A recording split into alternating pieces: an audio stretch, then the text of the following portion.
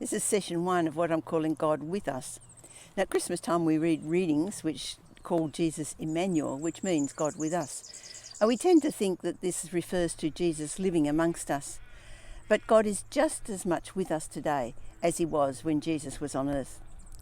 A couple of scriptures jump out. John 14:18, I will not leave you as orphans, I will come to you. John 14:23, anyone who loves me will obey my teaching. My Father will love them, and we will come to them and make our home with them.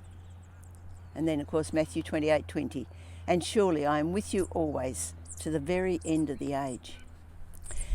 It's vital to believe that God is always with us, because there are times when we will feel he's forgotten us, he's abandoned us. But feelings aren't the truth.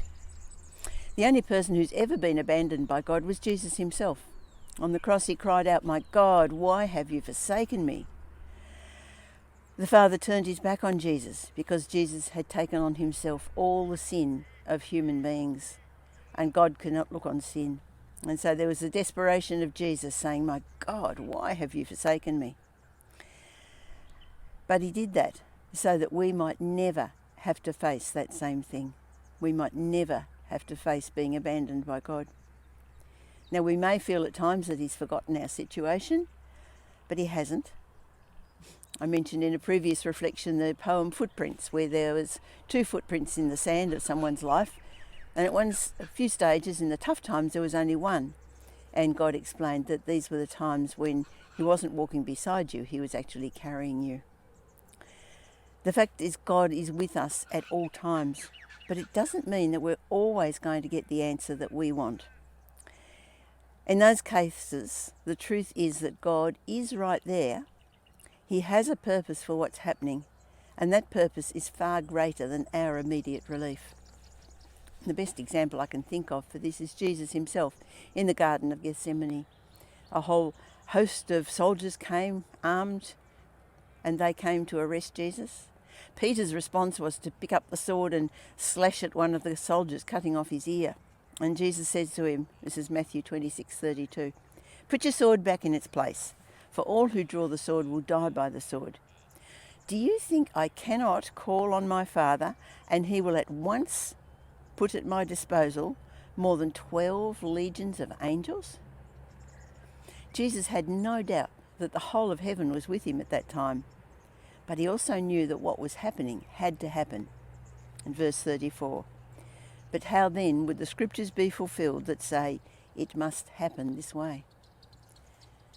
David showed what it meant to have confidence in the presence of God at all times. He wrote Psalm 27, and he was running from Saul, who was out to kill him. And yet he's able to write this, the Lord is my light and my salvation. Whom shall I fear? The Lord is my stronghold of my life. Of whom shall I be afraid? And then verse 10, though my father and mother forsake me, the Lord will receive me. Then verses 13 and 14, I remain confident in this. I will see the goodness of the Lord in the land of the living. Wait for the Lord. Be strong and take heart and wait for the Lord. Surely he is with us always to the very end of the age.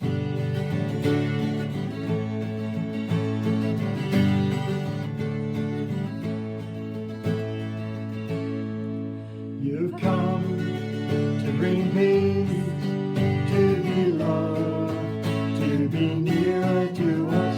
You've come to bring light, to be light, to shine brighter in us, oh Emmanuel, God with us, our deliverer. In your presence we find